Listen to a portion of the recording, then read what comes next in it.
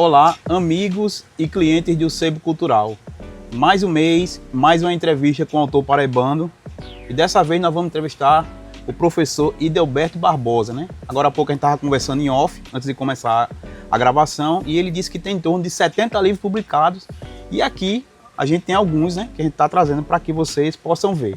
A seguir, o professor Idelberto vai falar sobre ele, sobre sua vida, para que a gente possa saber mais desse escritor paraibano tão importante, que inclusive é membro da Academia Paraibana de Letras. Quero cumprimentar os que estão me vendo e ouvindo e agradecer a Cláudio, coordenador desse Sebo Cultural, que me fez esse convite para dar essa entrevista em torno do livro, em torno da literatura, em torno da cultura, sobretudo em torno do que se faz aqui na Paraíba. Eu, Cláudio, estou com 71 anos e digo a você que a minha vida toda foi dedicada aos livros. Desde a primeira adolescência que eu me interessei pelo universo da leitura, pelo universo do livro, e passei aos poucos a formar a minha biblioteca e a desenvolver, digamos assim, um gosto especial por certos autores, por certos assuntos, né? Sobretudo na área da literatura. Eu fui professor de literatura, de língua portuguesa, de todos os níveis, desde o antigo ginásio, né, que é o ensino fundamental, o secundário, da universidade, na graduação, na pós-graduação. Em função desse meu trabalho com a literatura, no magistério, também no jornalismo, né? Eu sempre escrevi para jornal, trabalhei em jornal, sempre mantive colunas nos jornais aqui locais, paraibanos, e em alguns jornais de fora também, como o caso do Diário de Pernambuco, em Recife, Suplemento Literário de Minas Gerais, a Revista de Cultura Vozes, né? E pontualmente em jornais até de grande circulação, à época do impresso, que era o Jornal do Brasil, entendeu? E o jornal O Estado de São Paulo. De forma que dar essa entrevista para mim é um prazer, uma satisfação, porque eu me sinto dentro do meu mundo, dentro da minha realidade. Arrodeado, inclusive, como eu estou aqui, de livros, né? Sou também um leitor curioso, diversificado. Você é testemunha que eu sou um dos clientes talvez mais antigos desse sebo, um dos que sempre estão aqui adquirindo livros, aumentando a minha biblioteca, porque eu tenho esse pequeno sonho, né? Além da experiência que eu tive na sala de aula com o ensino, além da experiência de formar essa biblioteca que eu tenho em casa, né? Além de colaborar com jornais, enfim, de participar de todos esses segmentos da vida literária, né? Eu terminei, digamos, produzindo, escrevendo, né? Eu costumo dizer geralmente que a primeira motivação para o escritor é a leitura. Quando você adquire a paixão pela leitura, muitas vezes você é como que intimado a também produzir seu texto, né? A escrever o seu trabalho. E o leitor me ajudou a ser, digamos assim, o escritor que eu sou, né? Na área da crítica literária, principalmente, que é um dos gêneros que eu cultivo, né? Miudamente, ao longo do tempo. Vários livros nessa área da crítica literária, da convivência com os autores, embora eu considere a crítica também um trabalho de criação, né? Na área da poesia. E de um tempo desse para cá eu venho também me exercitando em outros gêneros, como a crônica, né? O chamado jornal literário, que é uma série de registros, de impressões sobre o universo, não só da literatura em si, né? Mas também da vida, da sociedade, né? Do mundo como a gente vive hoje, com todos os seus problemas, com todos os seus desafios. Então, de forma que, nessa minha apresentação, eu diria que me considero hoje um autor-leitor ou um leitor-autor, né? Dentro, vamos dizer assim, da província, né? Eu também tenho digamos, os pés no chão, né? Não sou nenhum best-seller, mas acho que faço parte desse microsistema local e na Paraíba, que inclusive é um estado que, apesar de pequeno, tem uma força, né? Uma força cultural muito grande em todas as áreas, sobretudo na literatura. Haja visto os dois, aliás, os 4 grandes ícones, né, da nossa terra, que é o Augusto dos Anjos, José Américo de Almeida, José Lins do Rego, Ariano Suassuna e também o Paulo Pontes. Quer dizer, esses nomes já garantem a um pequeno estado um lugar de destaque na Federação Geral, né, no quadro cultural e literário do Brasil. E eu me orgulho de fazer parte dessa tradição. Estou aqui à sua disposição. Uma pergunta padrão que nós fazemos para todos os escritores que vêm aqui.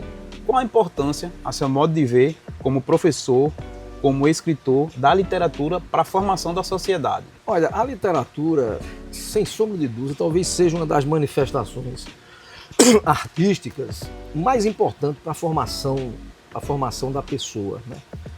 Não só a formação intelectiva, né, mas a formação humana, né?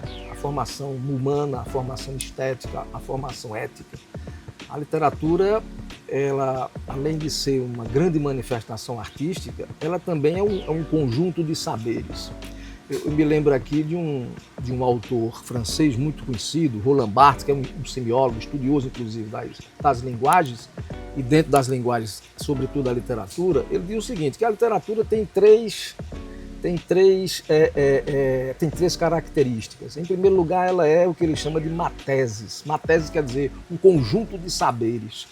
Ou seja, todos os saberes religiosos, filosóficos, científicos, em todo e qualquer ramo do conhecimento estão presentes no texto literário. Tanto é que uma vez perguntaram ao Roland Barthes se, por acaso, ele vivesse essa situação de ir para uma ilha deserta e só ter direito a escolher uma disciplina para estudar ou para levar para essa ilha. Ele disse a literatura, porque ela resume todas as outras disciplinas, todos os outros conhecimentos. Então ela é, primeiramente, um conjunto de saberes, ou seja, uma matesis. Então isso já mostra a força documental, a força histórica, né, a força antropológica que a literatura tem. E isso, evidentemente, vai ser importante para a formação do ser humano. Em segundo lugar, ele diz que a literatura é uma mimesis, palavra grega. Mimesis quer dizer representação. A literatura é uma representação da realidade.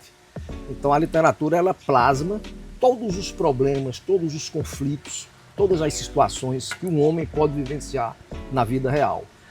Isso, claro, ajuda a pessoa a ter uma compreensão melhor da sua própria realidade e de si mesmo. E a literatura funciona aí como uma linguagem, a princípio, eu não diria nem artística, ela funciona aí, a princípio, como uma linguagem até de caráter utilitário, porque ela forma, ela ajuda o homem a se compreender melhor e compreender a realidade. E, finalmente, o que é realmente caracteristicamente literário na literatura, que é o que eles chamam de semiose. O que é semiose? Um conjunto de signos. A literatura é a arte da palavra. Então, essa matese, ou seja, esse conjunto de saberes, essa representação da realidade, que é a mimese, vão se revelar no texto literário através de um processo semiológico, através de um processo sígnico, ou seja, através das palavras. Então, a literatura se caracteriza não só pelo que diz, isso é importante, o conteúdo que ela diz, mas, sobretudo, pela maneira como diz. Literatura é o como, não é o quê. Porque, por exemplo, há um conflito social. O jornalismo diz, né? Fala do conflito social, mas ele fala de uma maneira. A literatura, ao falar do conflito social, ela vai falar de outra maneira. Então ela não se apega só, vamos dizer assim, ao conteúdo em si, ao assunto em si. Ela tem uma maneira peculiar, singular, que é uma maneira estética, né? A literatura trabalha esteticamente ou artisticamente com as palavras. Então isso é o que caracteriza a literatura. Eu creio que essas 3 características, as quais o Roland Barthes faz, digamos, referência no seu grande texto chamado A Aula, é uma aula inaugural que ele deu na Sorbonne, nos anos 70, define bem o aspecto cognitivo, o aspecto lúdico, o aspecto representativo e principalmente o aspecto artístico da literatura. E eu acho que isso é fundamental para a formação humana, né? A literatura ensina o homem a ver a realidade diferente. Você que lê, você sabe que ao ler você ressignifica as coisas de uma maneira muito particular. A literatura ajuda você a compreender a realidade, ela amplia o seu horizonte de percepção e principalmente ela ajuda a você a se compreender melhor. Então ela é fundamental na vida das pessoas, ela é fundamental na sociedade. Eu não conceberia, por exemplo, Cláudio, conceber o mundo sem a literatura. Certo? A literatura é fundamental para qualquer tipo de estado, de país ou de sociedade. Professor Edelberto, as suas obras elas transitam entre a poesia, a crítica, a crônica e o jornal literário, né? Como o senhor acabou de falar. O senhor tem predileção em escrever algum gênero que o senhor gosta mais de escrever ou gosta menos? Como é que você, e por quê? Como é que você explicaria isso para a gente? Olha, veja bem, Cláudio, eu não diria ter assim uma predileção por um gênero específico, né? Os gêneros que eu cultivo, eles devem ser, eu quero crer, né, fruto de uma necessidade interior, né? Por exemplo, a crítica literária, que muitos acham um gênero difícil, complexo e às vezes um gênero, assim, digamos, espinhoso, para mim não é. Quer dizer, a crítica literária ela nasceu exatamente da necessidade que eu tenho de ler os meus pares. Eu sempre gostei muito de ler ensaios literários, ensaios de crítica literária, de saber interpretação. Com certeza isso me motivou a fazer também o meu ensaio, a minha crítica. Mas quando eu faço a minha crítica, o meu ensaio, eu faço um esforço dentro da minha possibilidade, das minhas possibilidades, para fazer com que o texto, mesmo o texto crítico, chame certa atenção para o modo como ele também é feito. Eu diria que a crítica, como eu disse ainda há pouco aqui em off, a crítica também é um exercício de criatividade. É claro que ela lida vamos dizer, com virtualidades ou fatores como o conhecimento, né, a cultura, a capacidade crítica em si, vamos dizer assim, a percepção aberta, as coisas novas, etc. Mas ela também lida com a imaginação, com a fantasia. A crítica tem um pouco disso. A crítica também exige não só a inteligência, mas muita sensibilidade e muita imaginação. Então, eu estou dizendo assim, falando sobre a crítica, para mostrar que esse gênero, em sendo talvez o mais objetivo, o mais impessoal, né? No meu caso não é. Por isso eu não tenho uma preferência pela crítica ou pela poesia, porque a poesia também surge em determinadas circunstâncias. E eu vejo a poesia como um exercício de crítica muito especial, né? O poeta também é um crítico, porque o poeta, ao compor o seu poema, ele necessariamente vai ter de fazer operações de escolha, né, para juntar uma palavra, colocar um verso dessa forma e tal. Então isso não deixa de ser um exercício de crítica. Ele está lidando ali com escolhas, né, com preferências, né, e digamos, de forma intrínseca ele está fazendo ali um certo julgamento estético, né. Então eu acho a crítica e a poesia de gêneros muito, muito diferentes, evidentemente, mas também muito semelhantes. E aí entra a crônica, entra o jornal literário, que são, digamos assim, gêneros híbridos, né? Gêneros que podem misturar exatamente essas duas características, a princípio a característica do conhecimento, da objetividade, com a característica da criatividade e da imaginação. E todos eles, a meu ver, preenchem uma certa expectativa, né? Uma certa necessidade de me expressar dentro daqueles mecanismos, entendeu, do gênero. Coisa que não ocorre, por exemplo, com a ficção. Eu nunca escrevi um conto, nunca escrevi um romance e tenho absoluta convicção que não vou escrever. Vamos dizer assim, a minha feição criativa, eu acho que ela se inclina mais para esses gêneros, né?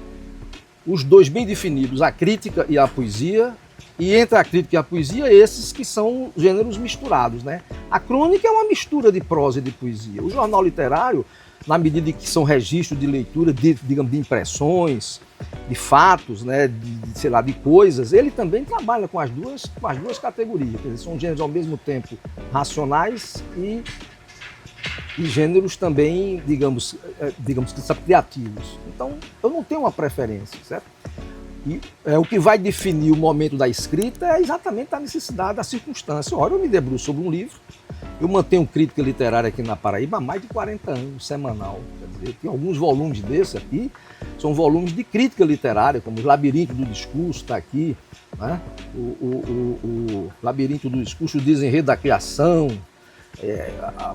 a literatura na ilha, são decorrência de minha contribuição contínua com o jornalismo. Entendeu? Quer dizer, é uma forma de conviver. Eu chamo até minha coluna, que é o nome do meu primeiro livro, Convivência Crítica, porque eu acho o seguinte, que a literatura ela é uma convivência crítica com os autores, né? com a vida, né, com as emoções. E esses gêneros terminam se misturando. Eu confesso a você que não tenho preferência. Eu não tenho nenhuma preferência. Eu me realizo bem, quer dizer, bem para mim. Eu não estou dizendo bem no sentido que eles são bem feitos. Isso quem vai dizer é o leitor. Eu me realizo bem em cada gênero. Entendeu? Eles me preenchem de uma certa forma. Professor, desde quando o ato de escrever está presente realmente na sua vida? E o senhor tem algum autor que o senhor se inspira, que o senhor gosta assim, que é uma leitura quase que obrigatória para o senhor? Olha, eu escrevo desde muito moço, muito jovem, né? Eu comecei esse processo de leitura muito cedo e, como eu lhe disse, a tendência de quem gosta de ler é terminar escrevendo. Então eu escrevo há muito tempo, desde muito jovem, mas comecei assim a escrever com objetivo de publicação já um pouco tarde. Eu, por exemplo, meu primeiro livro, que é um livro de poemas, chama-se A Geometria da Paixão. É um livro de 1986. Eu digo o primeiro livro porque, na verdade, o primeiro seria A Convivência Crítica, que é um conjunto de críticas sobre autores paraibanos, que é de 85. Mas esse conjunto de críticas já tinha sido, grande parte, publicado nos jornais. Então, não era coisa inédita. Eu apenas reuni e formei o livro para publicar na coleção Quarto Centenário. O primeiro livro de poemas, eu tinha 36 anos. Né? Não é comum. Geralmente, aqui no Brasil, temos uma tradição de lançar livro de poemas muito cedo. Gente muito jovem lança e tal. O que não é bom, porque muitas vezes você lança ainda muito imaturo e às vezes quando você amadurece até começa a negar aquelas obras, omitir, né? Quando você fala nos livros que publicou, etc. Então meu primeiro livro é de 86, eu tinha praticamente 36 anos e é um livro de poema, A Geometria da Paixão. Então veja bem, esse processo foi um processo lento, que começou cedo, mas eu fui apurando, né? Eu fui amadurecendo a partir da Geometria da Paixão. Eu publiquei muitos livros de poemas e outros livros de crítica, de prosa, etc. Esse gênero todo sobre os quais já, digamos, nós falamos. Evidentemente que todo autor, todo leitor, ele tem uma série de referências, né? Pessoal, ou influências, eu não tenho nada contra a palavra influência, entendeu? Todos nós nos influenciamos mutuamente. É claro que alguns autores na poesia me marcaram muito, eu tenho assim como autores preferidos, que eu estou sempre lendo e relendo, que é o caso de Dante, a poesia, o italiano Dante, aqui da Paraíba, Augusto dos Anjos, o Fernando Pessoa em Portugal, Jorge Luiz Borges na Argentina, entendeu? Jorge de Lima também no Brasil, Carlos Drummond de Andrade, quer dizer, são poetas que estão, digamos assim, por trás, como um substrato, né, da minha experiência poética. Na verdade, quem cria poeticamente mantém sempre um diálogo. O poema, eu vejo sempre o poema como um diálogo com outros poemas. O poeta dialoga com outros poetas e a obra, digamos, vai sendo feita nesse diálogo, né? O Manel Bandeira, por exemplo, é um poeta que também está muito presente na minha formação, pelo qual tenho uma preferência muito particular, evidentemente.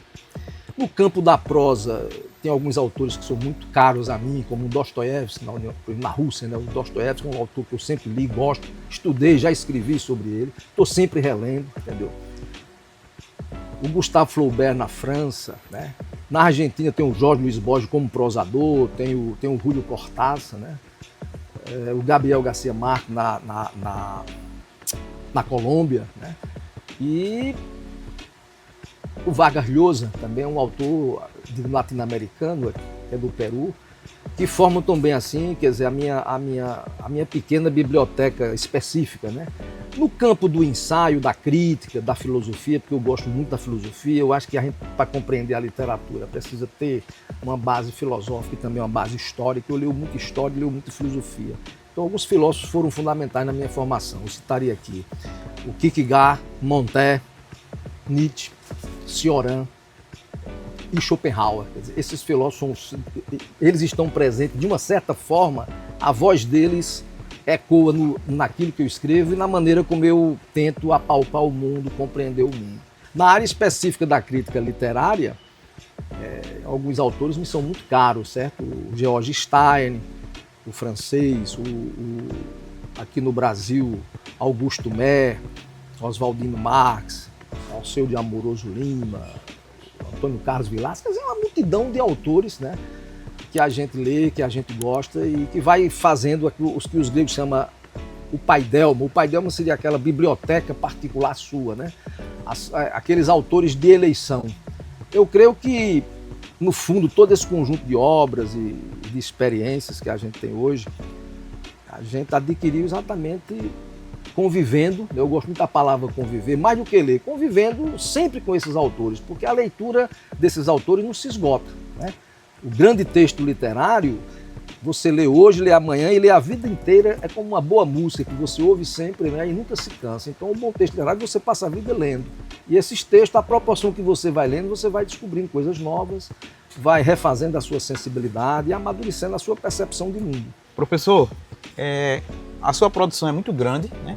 Em torno de 70 livros, a gente tem uma pequena amostra do que o senhor tem aqui, né? Ainda há coisa a se escrever, o professor Edelberto, o escritor Edelberto, o crítico, ainda há coisa a escrever, há coisa pronta.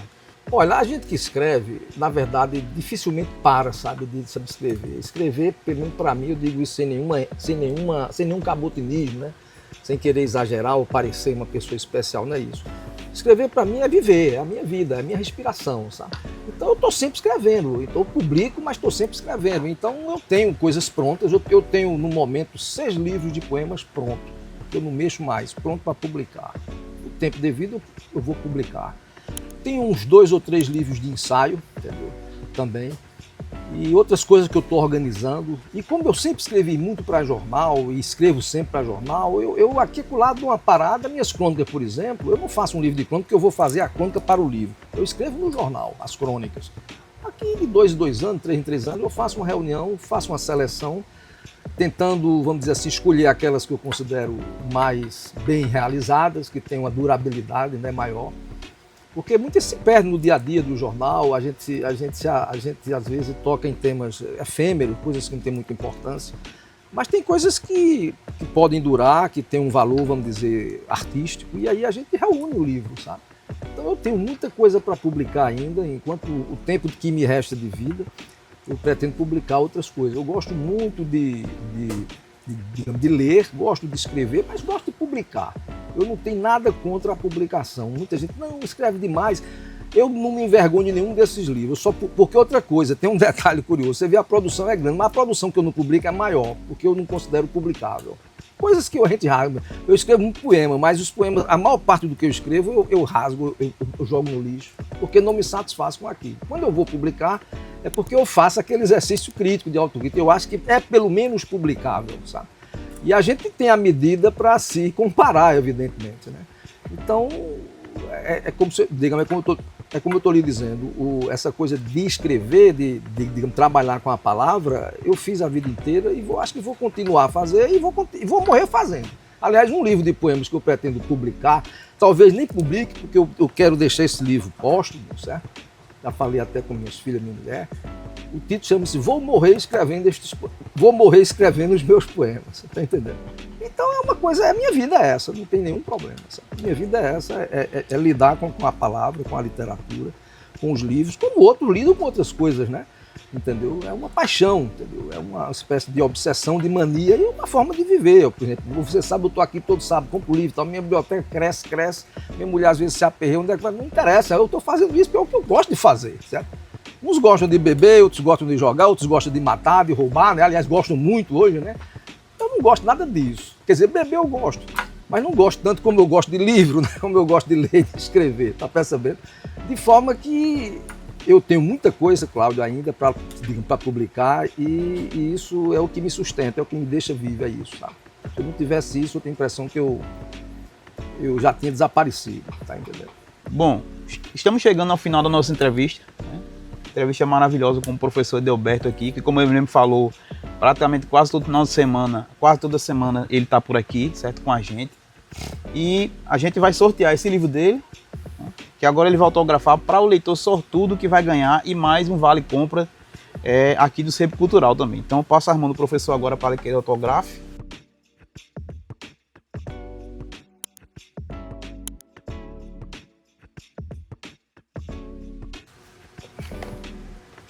Pronto, o professor Edelberto assinou, certo? Quem comentar nesse vídeo, como os outros vídeos dos outros autores, vai concorrer ao livro dele autografado, mais um vale compras aqui na nossa loja, certo? Professor, quero lhe agradecer, certo? Muito obrigado por dispor do seu tempo para estar aqui com a gente. É uma honra para mim, porque o senhor, além de ser uma pessoa muito aprazível, um leitor voraz, sempre está aqui com a gente, é uma pessoa que a gente gosta muito. Então agradeço demais e passo ao senhor as palavras finais. Cláudio, eu é que fico satisfeito por ter contribuído e fique certo de que qualquer iniciativa no âmbito da realização cultural, que o Sebo encampar, que você coordenar, estaria à disposição. Para mim foi uma satisfação imensa dar essa entrevista para os nossos leitores. Muito obrigado.